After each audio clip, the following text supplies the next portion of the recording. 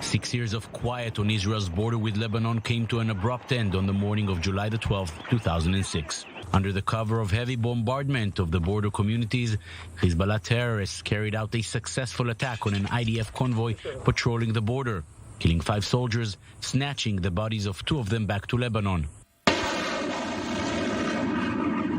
It was the opening shot of what became known as the Second Lebanon War, a 33-day campaign between Israel and Hezbollah. The Israeli army dealt intensive blows to the Iranian-backed Lebanese organization, and the deterrence achieved then has held for 15 years now.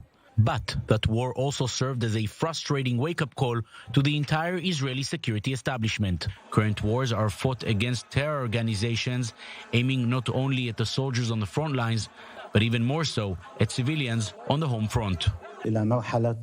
You wanted a full-on war? We will go to a full-on war. We are waiting for that. We will attack Haifa and way further than Haifa. For more than a month, Hezbollah was able to practically shut down all of northern Israel, including Haifa, Israel's third largest city. There was nothing to stop the rockets from falling. Whatever was fired from Lebanon landed in Israel. When the war ended in mid-August, it was clear that some kind of an interception mechanism needed to be developed, and quickly.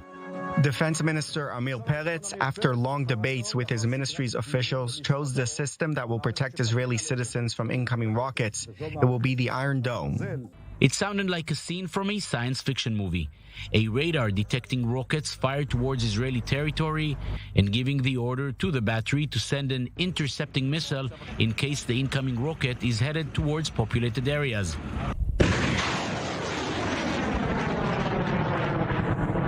All this happens in a matter of seconds, as the distance between the launching sites in Lebanon or in Gaza and their targets in Israel is just a few miles, maybe even less.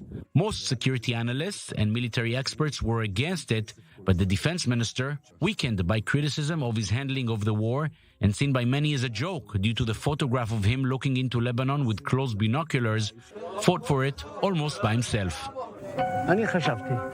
I thought that if I don't go with this all the way, I will not be able to look at my grandchildren's eyes, even if it doesn't work. Eventually, I will be able to look at everybody and say, at least we tried. 4 years after his decision, in April 2011, the first successful interception took place. By now, everybody wanted to be a part of the success. This is a great technological achievement. It's the first time that these types of missiles have been intercepted by Israeli technology. 10 years after that first interception and 15 years after the Second Lebanon War, it is impossible to think of this arena without the Iron Dome. Just 2 months ago, nearly 4,500 rockets were fired towards Israel in Operation Guardian of the Walls.